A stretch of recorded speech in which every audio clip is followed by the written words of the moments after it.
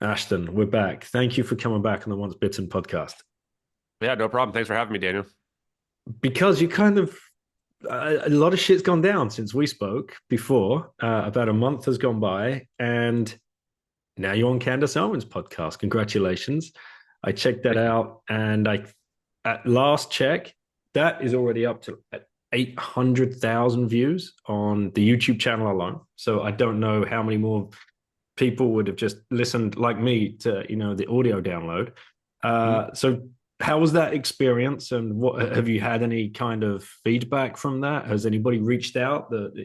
Any kind of weird man your life these days?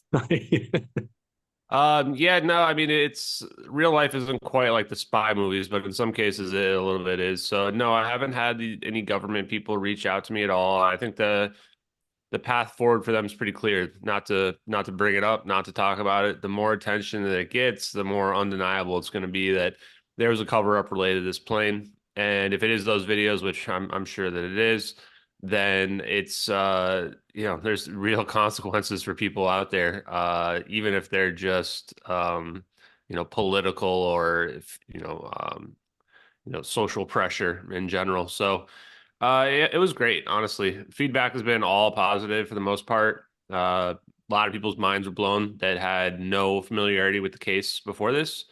And I don't know, when I recorded it, I thought it wasn't as good as it ended up being.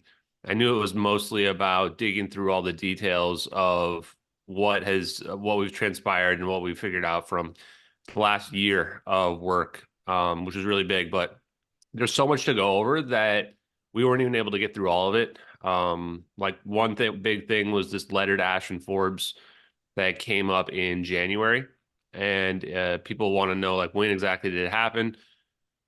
Just to set the stage, in January, like the case was kind of at a low. We had like this debunk about these clouds come out, and the whole Kim.com saga, who for some reason is running like disinformation against me now, um claiming that, oh, you said the videos were fake or whatever. It's like for like less than one day, I had some doubts over whether or not I wanted to keep doing this, because I realized that these cloud pictures had to have been put on the internet by the people that are hiding these videos is somewhere around 2016, for the sole purpose of them appearing all of a sudden and being used to debunk the videos in the case. And that was a little bit scary, because you're like, man, these people really, really don't want this out. Like if they were willing to put satellite imagery onto the internet somewhere, that's scary stuff. So I was ready to like step aside from it. And it wasn't until we looked all over the internet, the Wayback Machine, we found third-party torrents that couldn't have been tampered with. So if you find these images in some torrents that date to 2012 or whatever they were supposedly taken, that would be it pretty much. Like there's no refuting that or anything like that. But we didn't find them, which was pretty scary. And even scarier was we looked and found this set of photographs that were taken by this guy, and other pictures before and after these five pictures that supposedly make up the videos. They were on the Internet Archive in 2012. But the ones that make up the pictures in our satellite video were not. They weren't on the Internet Archive until 2016. And then you just take some forensic analysis and you look at the videos and you say, well, we have clouds moving and evolving. We have two videos from two completely different angles, and the clouds actually line up to the point where you can triangulate the position of the drone because you can see the clouds in the drone video. Um, and then the question is, okay, well, they would have required a 3D rendered environment to make this, and they can't then use a 2D cloud picture to make a 3D rendered environment. So that's when I kind of jumped back into the case the next day and said, okay, we're not stopping on this. We need answers. We've shown too much evidence. And I went on Tim Pool on January 5th with my buddy Dave Rossi. And just a few days after that, 5 days after that, people start pinging me on this YouTube video. They say, have you seen this? And it's this brand new YouTube account, just a couple days old, and it's got a couple videos about this Miami Mall aliens. But it's like really weird, like AI, like storytelling, and very high quality. And then all of a sudden, there's one that says Diego Garcia whistleblower. A Letter to Ashton Forbes. And I listened to it, and right away, it was just super creepy because I could tell that I was listening to an AI voice, but I could tell that it wasn't AI script because of the way that it was talking. It was more like a human conversation. If it was an AI script, it's going to sound like talking to a robot as opposed to like listening to what somebody's firsthand experiences were. And it was long, 11 minutes long. And it just goes on and on. It tells some very specific stuff, including making fun of me for making a tweet about the Miami Mall aliens thing. And that was like a very personal thing where it didn't feel like they were trying to attack me. It felt like their goal was to try to pick me up, try to push me forward, specifically about the science. And as time has gone by, I'm more and more convinced that that video is actually legitimate. I've had a lot of people run various different types of scams and stuff, and to try to take the case off its rails or whatever. And that one, the more time goes by, the more legitimate it sounds. So before we listen to it, one thing I want to say is that there was the videos that lead up to it seemed like they were just to get my attention, the Miami Mall thing, because that's what I had tweeted about. And I was like looking into it. The videos afterwards actually clarifies a few things from the video. There's like little short segments in like two of the videos afterwards, and then the account just disappeared. The two videos after, one was about glitter and the glitter conspiracy and what the manufacturing for glittering is really being used for. And it tells a story that glitter was basically, it's about getting these like nano products and then putting the nano products like in um medications or something like that, where you can like control people with meds. It was very bizarre. Um, but in it, it had a little short segment that was an update to this one that we're listening to that explains that it was some kind of AI voice translator and it was translating a message from a different language into English, and that there's a couple words that were like mistranslated or something like that. And you'll hear when you listen to it. And the second one was about Chan Thomas. And Chan Thomas, this Adam and Eve story is some kind of, I don't know if it's a doomsday, like magnetic pole reversal flip type story. But Chan Thomas also supposedly was able to predict earthquakes.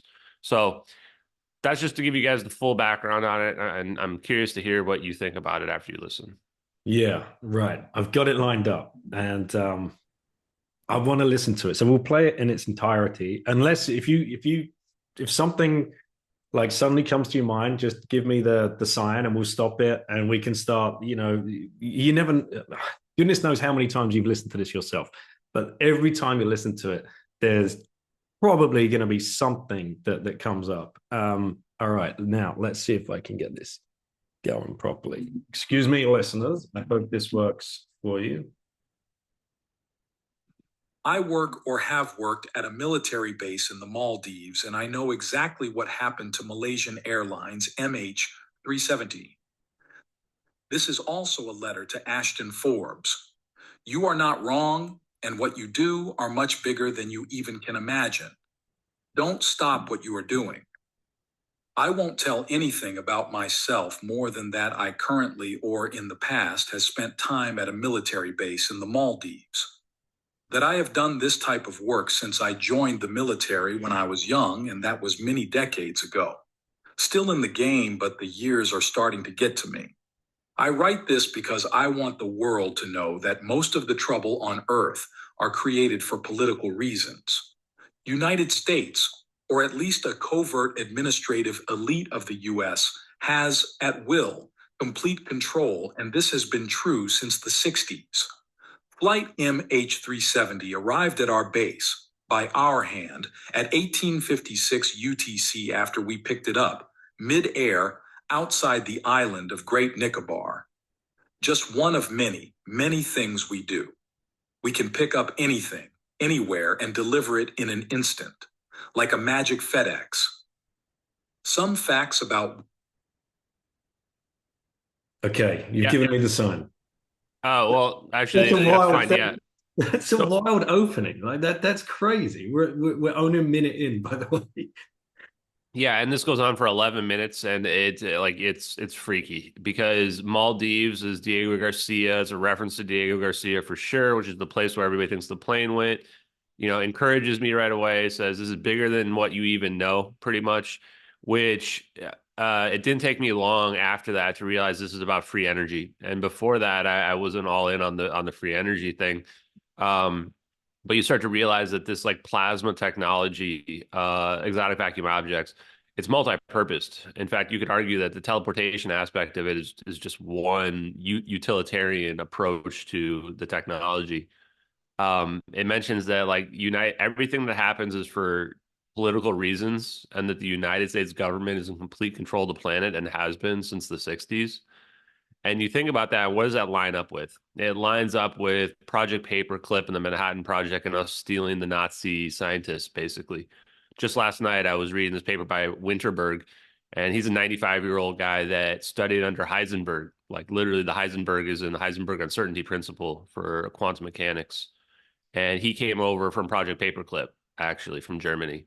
And you realize this and you're like, oh, wow. So, this is decades of suppression and hiding this avenue of science called zero point energy that we've known about. And right away, the letters, like, when they encourage you like that and they have these details, like we picked up the plane at like, I think it was 1856 that it says. That's a time that doesn't line up with anything that we've ever researched like online. But it could line up with like if this plane's disappearing somewhere around 1840, you have a 16-minute window where this plane could be received somewhere, either at Diego Garcia or somewhere else at another airport to, get everybody off the plane or stop the fire or whatever. So, when they encourage you too, it's like somebody's doing like a hoax video or a scam video or something. Really? They're like, you're doing a great job. You should go even harder. Like that's usually not what they say. So interesting stuff. Yeah, it's truly wild, mate. Right. Okay. Let's get back to it. Why it happened. MH370 had defectors on board. They were running to China with American technology. They are Chinese by blood and had gotten themselves into a situation with the Chinese regime who got them to choose to defect. The whole play, everything, and I mean everything about it, was a political play to show the Chinese who's their daddy. That's us. Some facts about how it happened. All passengers are dead, all but the handful of deflectors. The plane did not crash. The plane was on fire, we know because we started it. The plane was picked up by us, on fire, midair, right in front of the Chinese. The Chinese regime knows exactly what happened, and that was the whole point of the operation. Okay, this is what I want to share with you. As I said, I have been doing this for a long time. I know the technology and have been a part of hundreds of operations. So let's start with the tech. The foundation is not superconductivity. Superconductivity is a product of the technology. We have had this since the 1960s, and from that first day, we have used it to make sure that no one else can have it. The big breakthrough to apply the tech as we do today came in the beginning of the 2000s with quantum computers, and by this, the paradigm for AI technology. What we had to do programmatically before, we now can do with something akin to machine intuition. This lets us operate in fast-moving environments where event-based logic in linear programming was very limited. As I said, what you have found is not the technology itself, it's just one of many derivatives of the technology.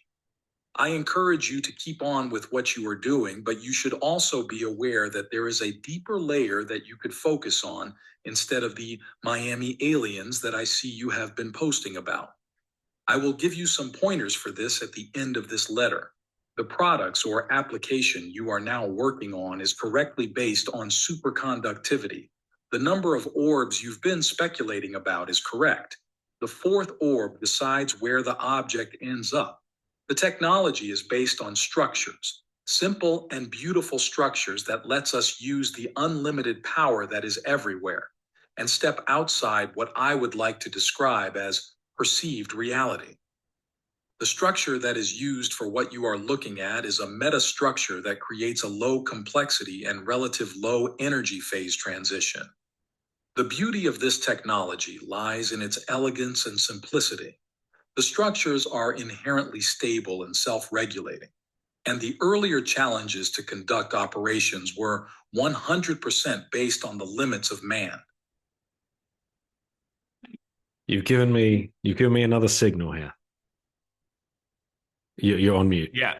So right away, it's talking about defectors leaving America, going to China, and the Is that one of the words that you said slightly Yeah. gets mixed up in like the A, because it says deflector in It starts saying defector and then it switches to deflector, and people okay. speculated every avenue of that. Everybody always asks why they say deflector.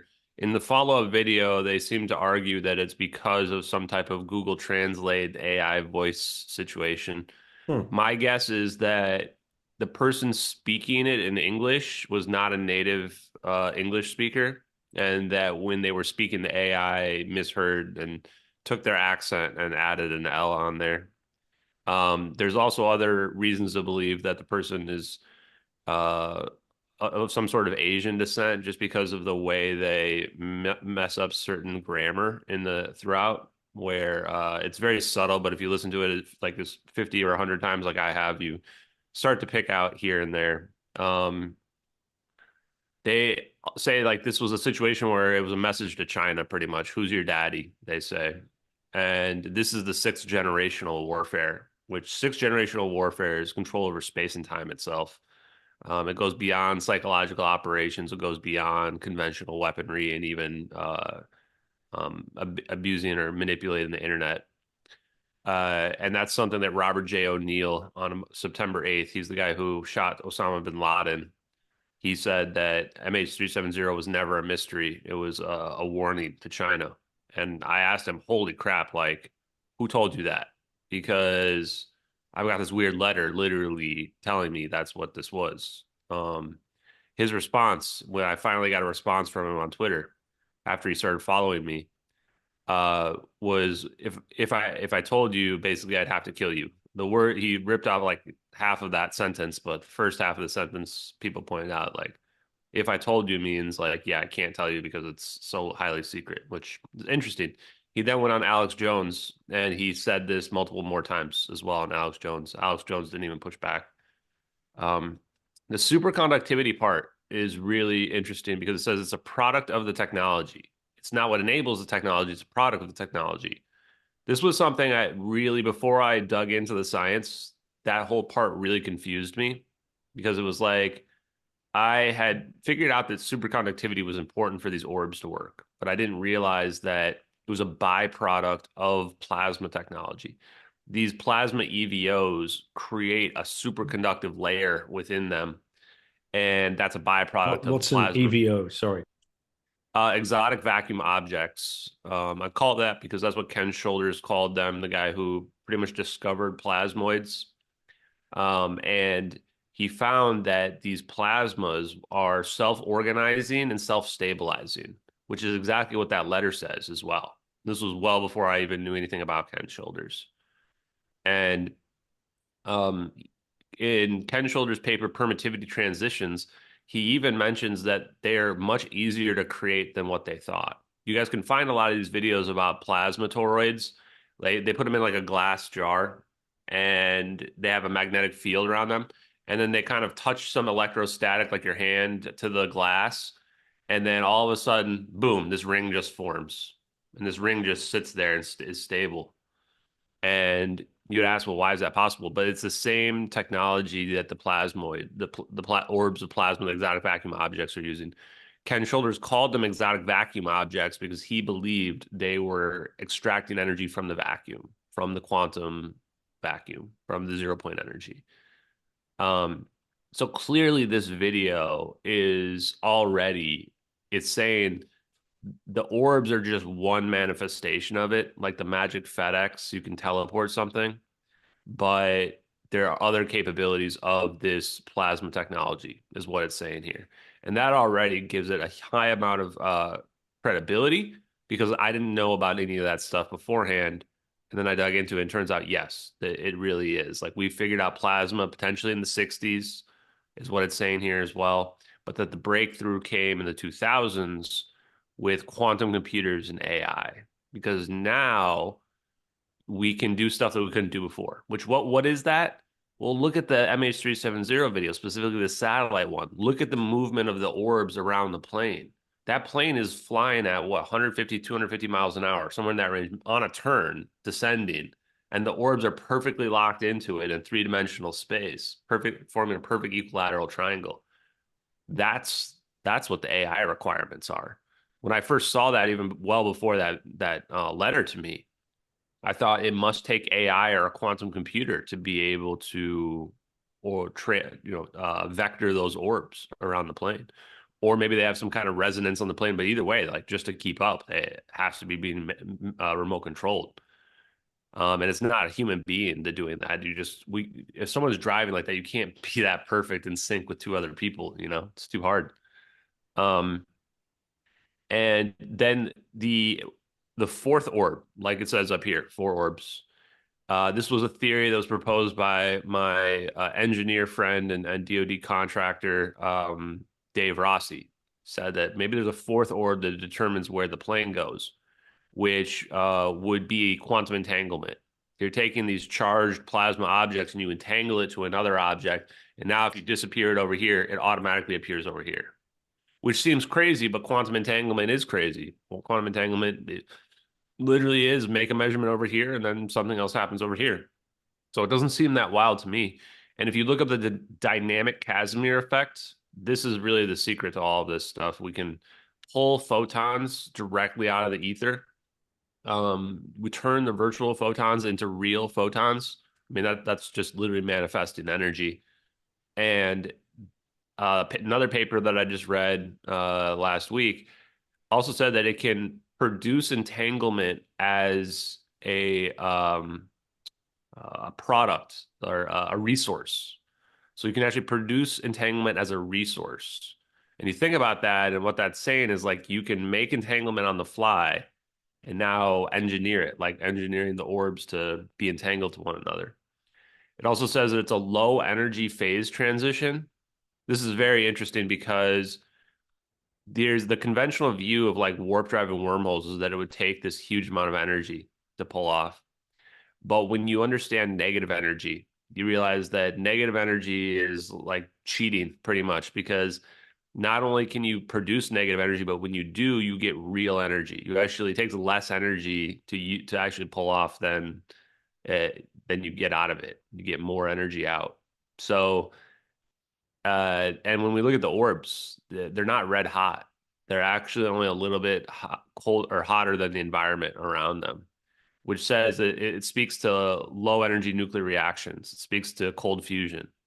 And we call it cold fusion because we can actually produce fusion, transmutation of elements, extraction of energy from the environment at very low temperatures, at room temperatures. And people don't really realize that that's possible at the moment, but that's the secret sauce of what they're hiding here. Because with low energy, low temperature fusion, cold fusion, we have access to a power source that could, is infinite in nature, and doesn't require the temperatures of the sun.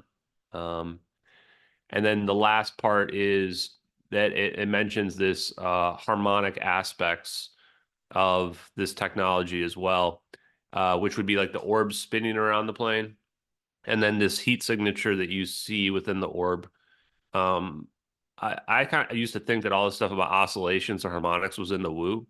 And then I realized, like, no, frequency and waves and oscillations of this is a key aspect to this technology that I think they like that the public thinks that it's some kind of pseudoscience, but it's absolutely a requirement to enable and turn this kind of super powerful technology on. So just quickly on the Aether, just because the Stolen Science series that I've been running, that has come up a couple of times, specifically mentioning the work of Wilhelm Reich.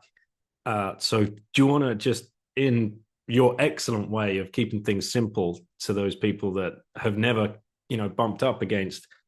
My gosh, man, my physics that I was taught at school, like, it didn't exist. Physics, chemistry, whatever. It's the most basic stuff, right? That they have kids doing with a Bunsen burner in a school. This Yeah.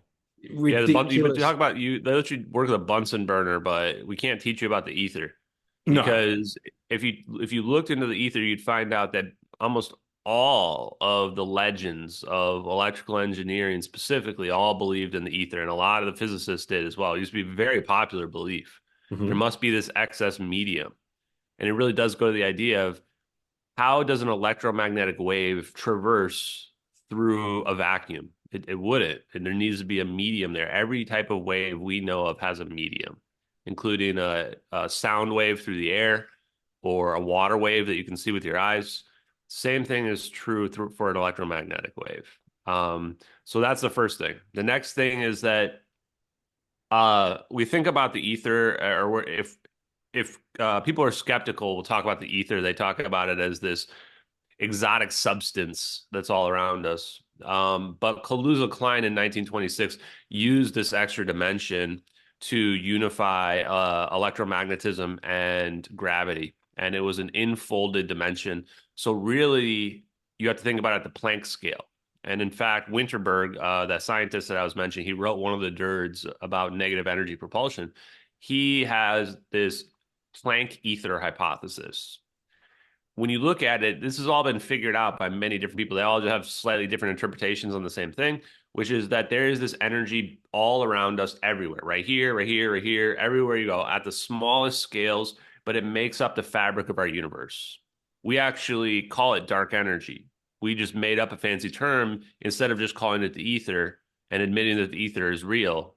Physicists just decided, well, we can't explain how the universe expands or why the edges of galaxies spin at the same rate of the center of the galaxy. So we're just going to make up some terms called dark matter, dark energy, and pretend like it doesn't matter that we don't know what they are. Well, spoiler alert, we live in this energy. You can imagine it like a sea, an ocean of energy, and water is the best analogy for it. It's considered like a superfluid type substance that we can't perceive with our eyes because the scales are too small, and we're sitting on top of it. So if I were to take this quarter here, and this is the mass is sitting on top of the ether of the ocean of energy, and it can indent it a little bit, just like gravity does. So it explains the idea of this ether actually explains everything we don't understand about physics, but it also fits perfectly in with what we've experimentally observed from general relativity and Sir Isaac Newton's theories as well.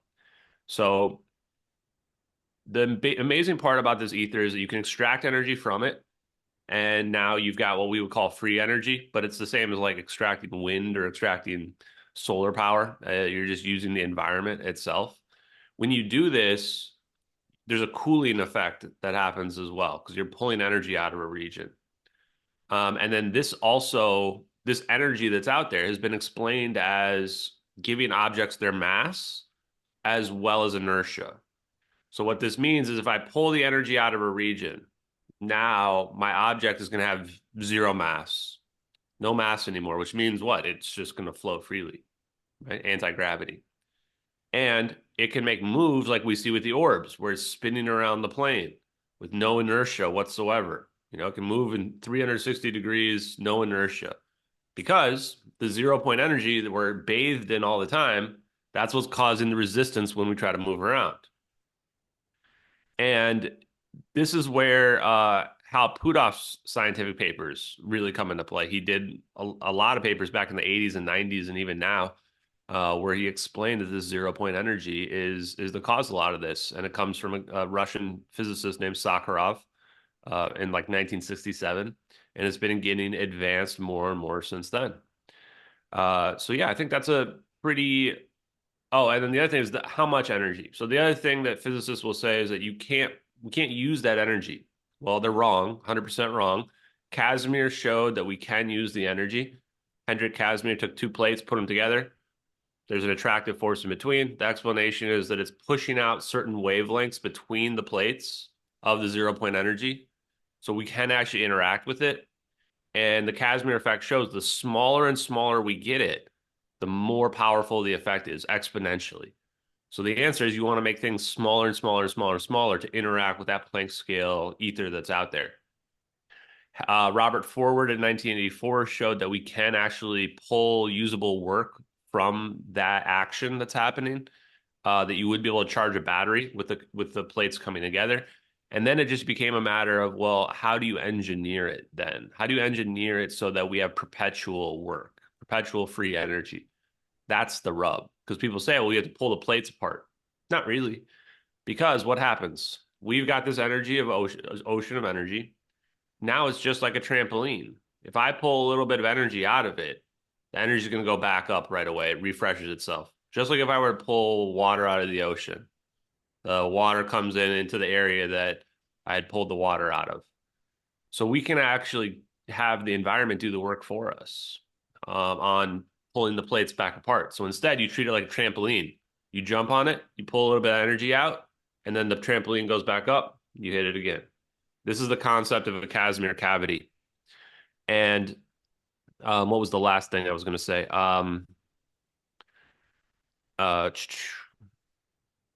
Yeah, so, then the other thing is how much energy is there? How much energy is in this ocean?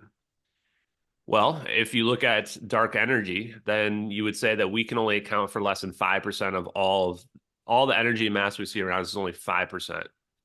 And the rest of it is somewhere else. So if you think about that, there's a lot of mass and energy all around us. So this number would be really, really big. You can also use like the Casimir equations, the Casimir effect to try to calculate, okay, if we can get it down to the smallest scales, how much energy does that produce? John Archibald Wheeler and Richard Feynman of the Manhattan Project, they are famously quoted as saying there's enough energy like in the size of this coffee cup, this coffee cup of space to boil all the Earth's oceans, which would be a very, very large amount of energy.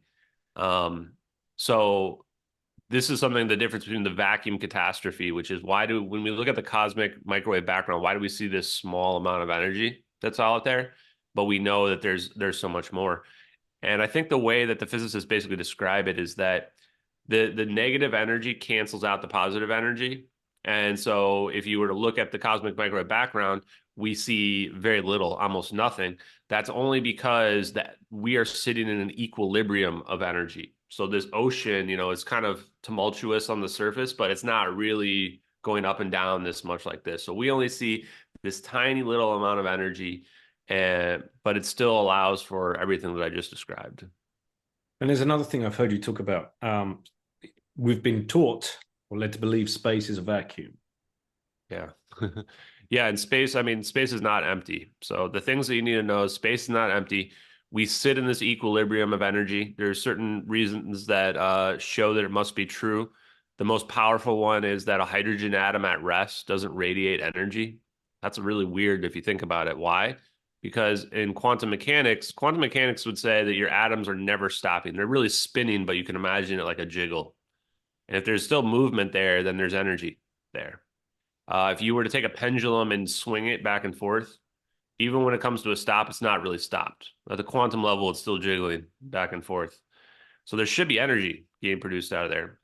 And this can only be explained, or maybe not only explained, but the predominant explanation is that it's in an equilibrium, a sea of energy. It's like when it gets to that point where it's jiggling, it's just in the equilibrium between, the negative energy zone, this extra dimension, and then what we see as our perceivable reality. It's in this perfect equilibrium out there. Then there's some other things too, like the Aharonov-Bohm effect and the Lamb shift. Lamb won the Nobel Prize for it, which shows that even in like the absence of electromagnetic fields, we still see this potential interaction. We shoot a electron or a photon through some slits behind a solenoid, which is trapped electromagnetic fields, and we still see this phase shift, which is because you're manipulating the medium. You must be in this medium that's out there all the time. So space is not empty. There's enough energy in that area of space, to vaporize all the Earth's oceans. And then the last one is that all points in space and time are connected. And this is one of the hardest ones to wrap your brain around, but it was Ben Rich that was asked, you talk about all this stuff about taking ET home. He was that director of Lockheed Martin Skunk Works. And they say, what do you mean by that? Like, is this all really real? And he asked the guy, he says, well, how does ESP work? And he was kind of taken aback, ESP, psychic power stuff. And the guy says, well, I don't know. All points in space and time are connected. He says, exactly. And if you understand that space is a medium, then you understand the permittivity of free space is not a constant. Speed of light is not a constant anymore then either. What we see as the speed of light is just the time that an electromagnetic wave is traversing through this medium of the vacuum, which isn't really a vacuum at all. And that when we see gravitational lensing, when we look out there, we're seeing the refractive index change of the medium, which is what causes the light to bend. And this is what gives space-time its properties, known as gravity. So if we can change the permittivity of free space, we can change the refractive index of free space, which means that we can change the speed of light in that area. So if you reduce the permittivity, you make the speed of light go up, and the speed of light increases. And this is what the orbs are doing. This is what Ken Shoulders talks about in permittivity transitions. Plasma naturally changes the permittivity of that region. And then what that does is it causes this magnetic monopole effect where you see this non-radiating barrier of this self-organization. There's not a metal or glass ball around those plasma orbs. They are naturally, due to changing the permittivity in that region, self-contained. Because basically the plasma doesn't want to jump out of that into the higher permittivity zone. And if you have a situation where the speed of light is one speed here, but then it gets here and now it's faster, this opens the door to teleportation, physical teleportation. And it's not that we're dematerializing something, it's that you're changing the speed of light in a region and you're basically hacking into the code of the video game. And, now you've got master control, console control, and you can do magical things. Oh man, it's just such a head fuck. It truly is.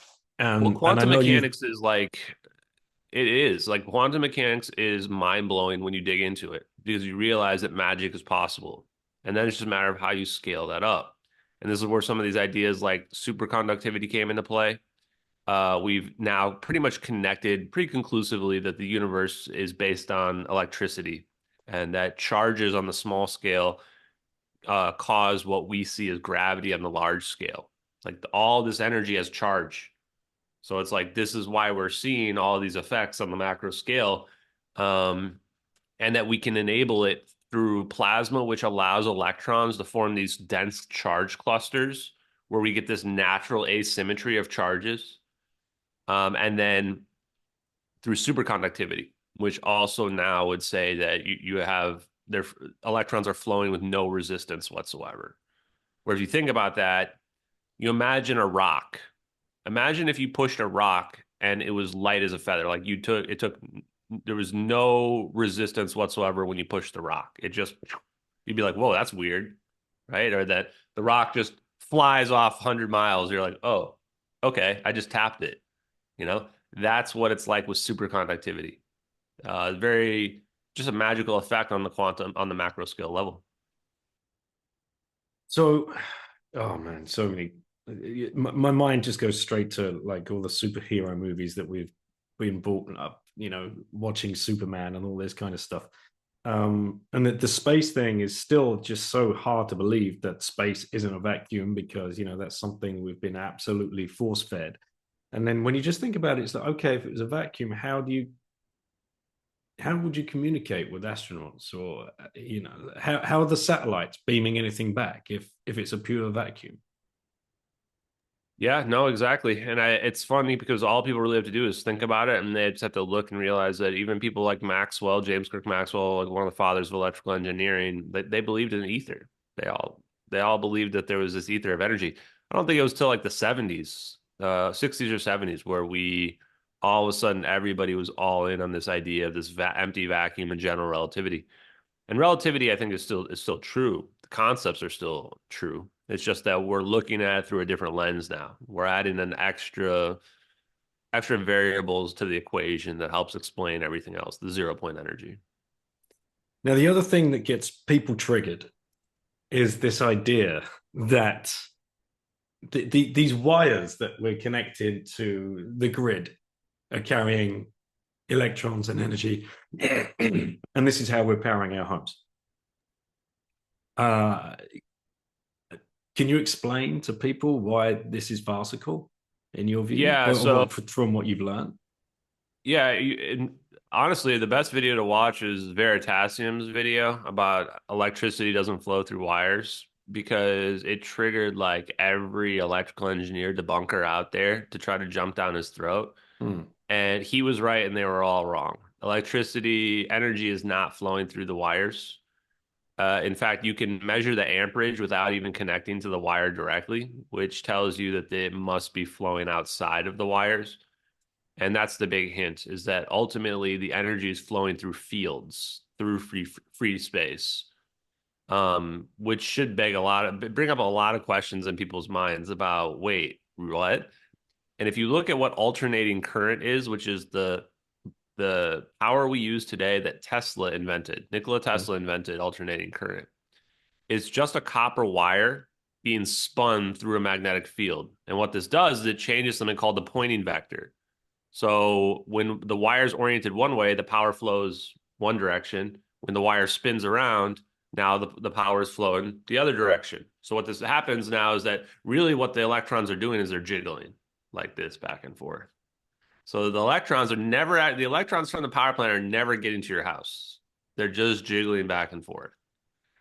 And that's so difficult. That's so difficult to even. It's crazy because the way we get taught this idea of like the little electrons flying through the wire and getting into our house. It's not at all what happens. In fact, there's some situations where there's actually air gap between the wires where the electrons would have to be jumping over free space in order for that to happen. And so what Veritasium does, he does a very clever thought experiment where he says, okay, I'm going to put the battery, let's say I'm going to put the battery right here, and I'm going to put the light right here, right next to it, like 1 meter apart. But then I'm going to stretch wires that go all the way around the Earth, and then they connect to form this very, very long hot dog shaped circuit.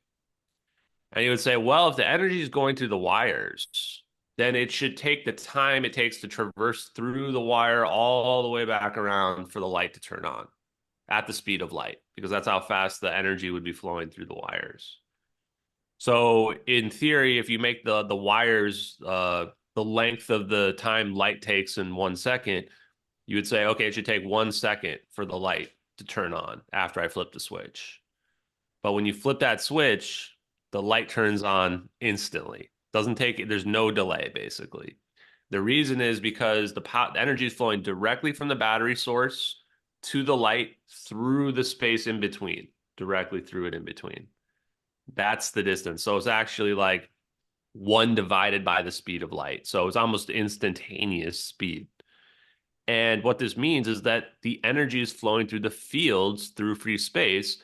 And it's the right-hand rule, once again, that's determining the flow of the energy. So when you have this circuit that's super elongated like that, near the battery, the energy is basically radiating from the battery directly to the light.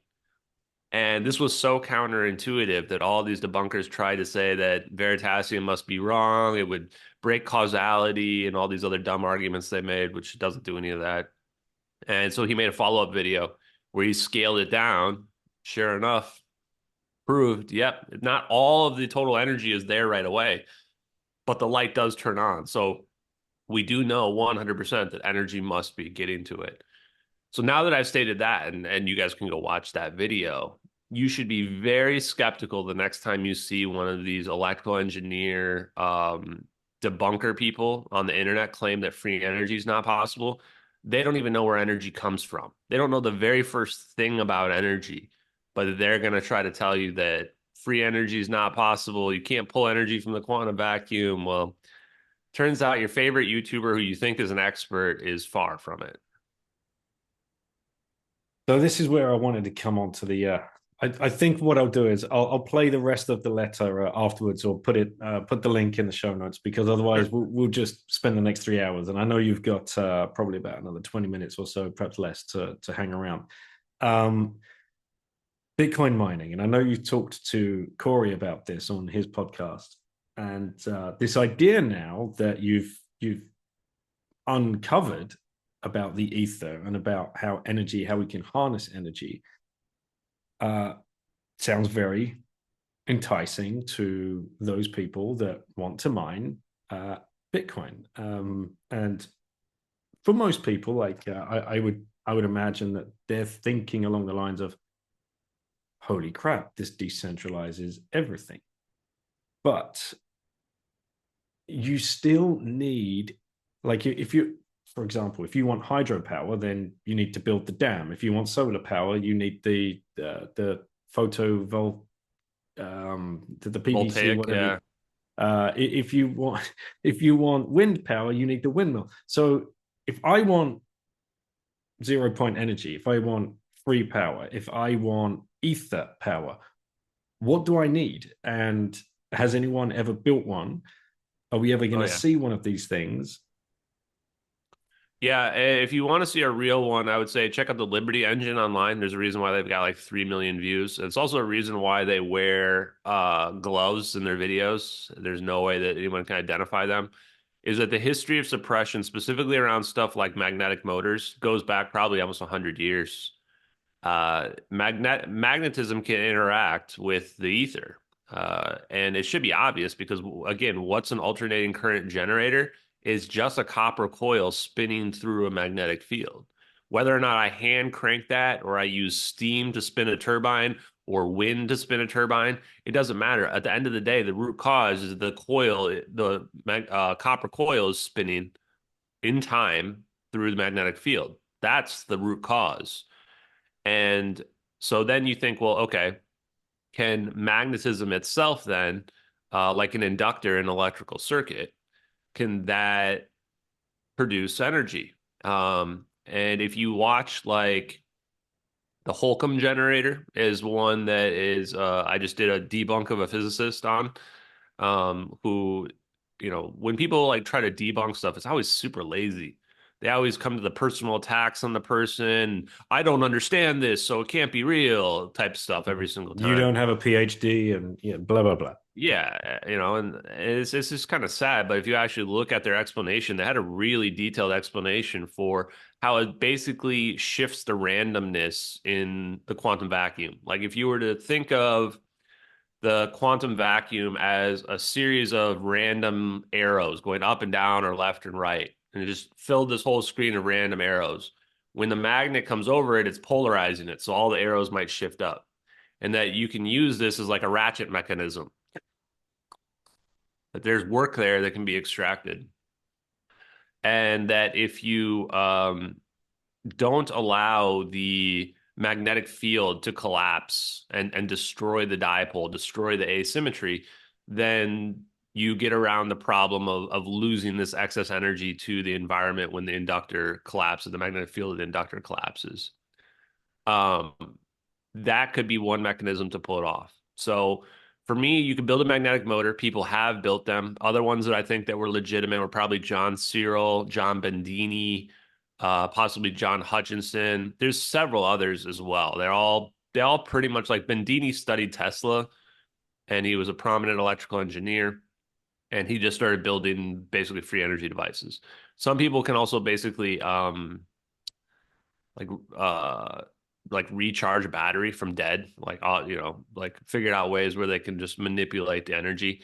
Like you can amplify energy as well using parametric oscillations. You can kind of cheat the system in a RLC circuit and produce a situation where you amplify the energy. So it's almost like you are on a swing and you're getting pushed on the swing at a resonance, but instead of just going back and forth, all of a sudden it goes like this, and that the current just keeps increasing. And this happens the lower your resistor is in your circuit.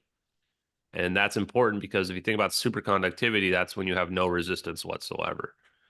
So if you had superconductor wire and a parametric oscillating circuit, you probably have a huge amplification of energy, of current at least, that's going on. And then it's just a matter of capturing it into some capacitors. So right off the bat, magnetic motor can pull it off, but how much are you going to pay? And do you know the right person that can produce it without you getting ripped off? Because there are scammers out there for sure. When you see a lot of the videos on TikTok and what have you, most of those are not real perpetual motion magnetic motor machines. They are realizing that magnetism is the key because they are getting these effects where it's like it looks like perpetual motion. But it's a little bit more complicated than that. In most situations, you need to understand how the back end circuitry is working because A, you need to have a feed from the output back into the input. But there's specific circuit designs out there that, let's just say, ones based on Tesla are probably good ones to look into that would enable over unity where you're getting more output than what you're putting into it. And then for me, the magnetic motor thing is neat, but it's like technology from the 70s and the 80s. People don't realize what I said earlier on in this stream is that it's about interacting at the smallest scales. That's where you get the most bang for your buck. So really what we want to be doing is making microchips. When you look at the size of these microchips, and in fact, the Freescale semiconductor engineers on board that plane had just come out with a microchip that was like 3 millimeters or micrometers, some very, very small number by 3. So this thing was smaller than the part of my nail. And in it were, probably hundreds of thousands, if not millions of transistors and little semiconductors. And what they're doing at those super small scales is they're getting as close as they can to interacting with the Planck energy, the ether, the 0 point energy all around us. And that's the secret to really having a device that could be in your phone, right? And something like this, where now your phone's just being charged all the time. And so that's where I think the difference between what the public would have access to would be mostly like magnetic motors. And the price is probably not cheap because labor is very expensive and nobody's able to mass produce them. If you try to mass produce them, if you try to patent it and mass produce it, you're gonna get attacked. You're gonna get probably lawsuits where they claim that you're scamming people. Even if it works, doesn't matter. The government can take your patent away. They can just classify it if they want. I mean, they basically own you. And this is how they've been able to hide it. People are like, just show me one that works. Just put the schematics on the web. Already been done. All this stuff's been done. Like this is what people don't realize. Like that's all been done. Now adjust your perceptions to realize that's all been done. And you go, oh shit, okay. This isn't even a situation of building it or showing people. They're not going to put you on CNN with your free energy device. That's never going to happen in this world.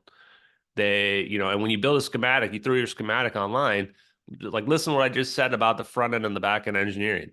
How many people out there know enough about electrical engineering to set this up? It's already a vanishingly small number of people. And some of those people are producing them. I know somebody that I've been in touch with that reproduces over Unity devices, and they know it's all real. And then what happens when one person fails to reproduce it and they go online and go, this was a scam. I tried to remake it and it didn't work. I've seen this a lot with the Liberty engine. People say it didn't work. The very first thing they say in the Liberty engine is that the alloy of the stator is extremely important, and they had to make this custom alloy that is proprietary that they stole from somebody, and that's why they can't sell the devices. And then people are like, well, I just used a resin rotor or stator, and it's like, well, yes, you made something out of resin or plastic, and it needs to be the specific metal silver alloy. But this is what they do. Like this is how this disinformation really works. Is that all it takes is one lie to shatter your whole thing.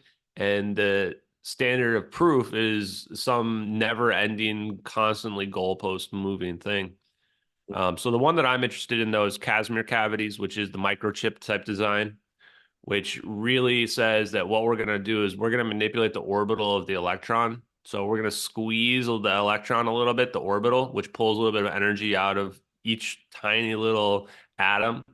And then we're going to have the electron move into an open region, and then it will regain that energy naturally in the equilibrium of the ether, which is the idea of the trampoline.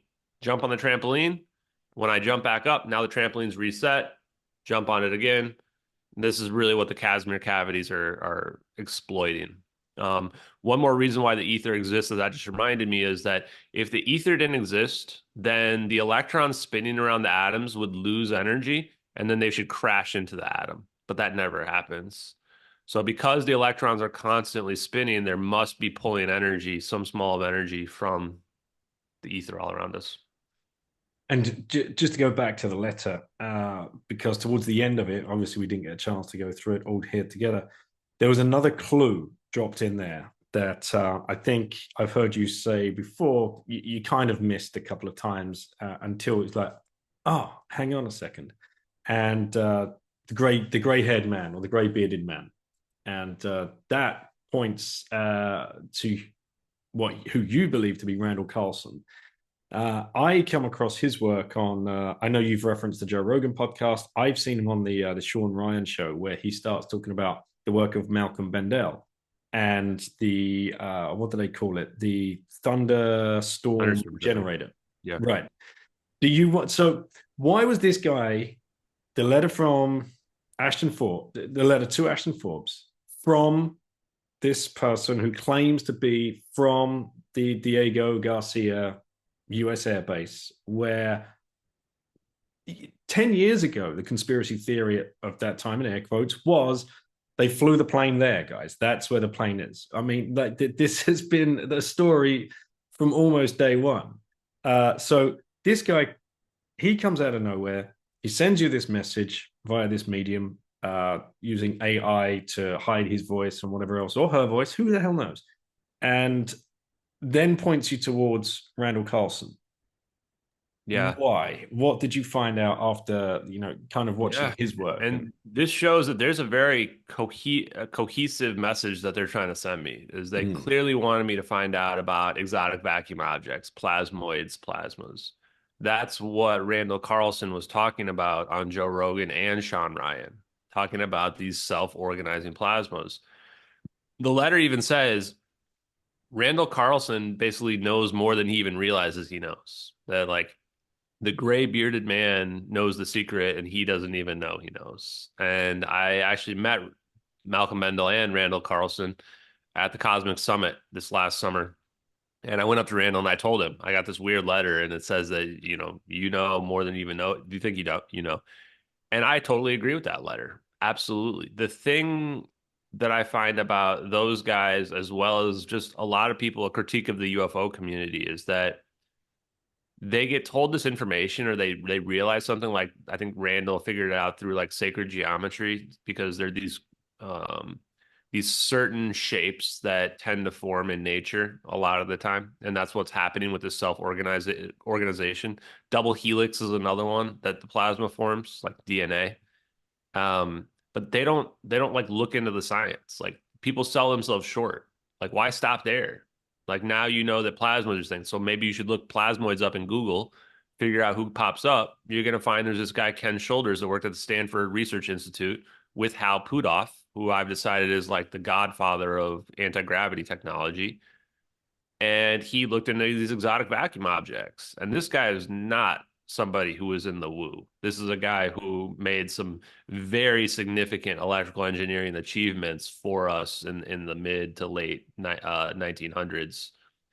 And, then you would find out about, okay, yep, it's all real. And Ken Shoulders found out these plasmas reduce mass and can float freely and stabilize and all this stuff. It's all out there, all the sciences. And this is where, like, I think Hal Puthoff says that the science itself is not like hidden, but the topological physics, the stuff about the plasmas and the Bose-Einstein condensates, these exotic states of matter that we can actually produce, these are what is hidden in the defense contractors. These are the secret sauce, the secret recipes that they have out there. Is that we found out that why bother with a magnetic motor? Why bother trying to rebuild this dipole, this asymmetry, when it turns out plasma naturally does that? Plasma naturally forms these electron charge clusters, which now is interacting with the ether. This is why you see these vortex shapes as well. It's very analogous to getting in the bathtub and pulling the plug out of your bathtub. and watching the water. Like, why does the water spin when it goes down in this vortex motion? This is exactly what Winterberg is saying in his paper, is that like everything around us, like imagine a magnet that's stuck to your fridge. It's like constantly interacting with this sea of energy in these either co-rotating or counter-rotating spin effects that are happening. And that's what's happening at the smallest scales. And that perfectly connects quantum mechanics to general relativity, what we see on the very large scales. And it just blows my mind. This is all out there. All this plasma physics is out there. All these scientists that are, I mean, Winterberg studied under Heisenberg, guys. He was literally brought over in Project Paperclip. Literally, like, you're going, holy crap, this is all out there. They've already unified physics. They've already figured everything out. Winterberg wrote this paper in the DIRDs. The DIRDs are probably the most important scientific papers of our lifetimes. 38 scientific papers about wormholes, warp drives, extracting quantum energy, negative energy, all these concepts that right now physics doesn't understand. But if you come back to this conversation in 2050, people aren't going to be talking about general relativity anymore. They're going to be talking about zero-point energy-based physics and scalar physics instead. So, to keep this on the stolen science, who do you are you theorizing that this all was discovered during, perhaps at the Alamo under General Groves, and then Project Paperclip? So we've got the Manhattan Project, Project Paperclip. Incredible things are being discussed, incredible things are being discovered, and then it all just gets quietly, thank you very much, guys, we'll keep all of this information for ourselves, you can now go on about your business. Yeah, I mean, imagine if we didn't drop the bomb on Hiroshima and Nagasaki, I don't think we would even know that E equals MC squared right now. Like E equals MC squared is so fundamental. But people would have thought, no, it's impossible to get this huge amount of energy from the mass, the size of like this coin. But we know this is just trapped energy. So the speed of light is a very big number, and you're squaring it and then multiplying it by the mass of any object that's out there. This is how we can create the atomic bomb. Small amount of mass can be converted to a huge amount of energy. And then I think we also realized, just like this coin, that we've got atomic power here equals MC squared. And then somebody realized, well, if you flip the coin over, we can extract energy from all around us. We don't even need the mass anymore. The mass is irrelevant. I can put the coin away and I can just pull all this energy together and either create an explosion or the opposite, a black hole. And that destructive force of those things, it makes nukes look like little baby toys, pretty much. So yeah, I believe that we discovered that. And then to bring it around to the Bitcoin mining, if we have access to unlimited energy and we can use that energy to transmute elements, scarcity is gone. I actually have it on pretty good authority right now that companies that are selling hydrogen, at least one or two of the very prominent ones, are literally just manifesting it directly out of the ether because they know this physics is real. They don't need to admit to it. They don't even need a patent. They can just keep it secret that they're doing it that way. At the end of the day, you're giving me hydrogen. I don't care where you're getting it from. Hydrogen's the lightest element. That would be the very first one that we would be manifesting. This is going to completely change our entire socioeconomic way of life. And I love that you brought it up in terms of decentralization, because as somebody who considers myself an independent libertarian, that's what I care about, is that in the future, money is going to lose its value. Gold is going to lose its value because we can transmute gold, so it becomes valueless. So then currencies will be probably based on crypto, decentralized currencies. It's all based on value of a currency is just what we believe it to be. And we would use a lot of this excess energy to mine it. And that would keep the value of the currency down, in some type of equilibrium with the demand. And I think that people, first of all, if you're a miner, you're probably already going up against people that are cheating. There's already people that have over unity devices that is producing as much energy as they need, and they're using that to mine right now, today. That's most likely baked into the price of any of your cryptos. And the people that are doing this probably making a lot of money off of it, I would imagine, as well, especially if they have an efficient system for doing so.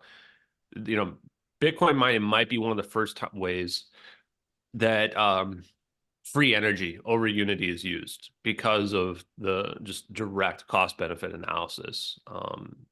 And yeah, it's probably going to be a lot of these black markets as well, like, you know, growing drugs and things like that, where they need these huge energy sources, but they want to be off the grid.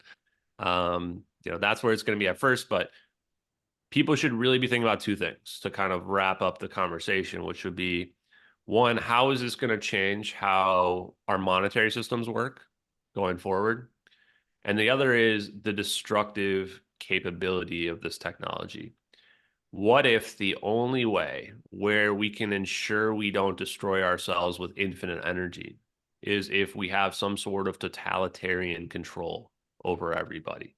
Like you basically have to mind control everybody, or you have to be in everybody's thoughts because we need to make sure that nobody's going to take their cell phone sized black hole weapon and just detonate it and destroy all of us.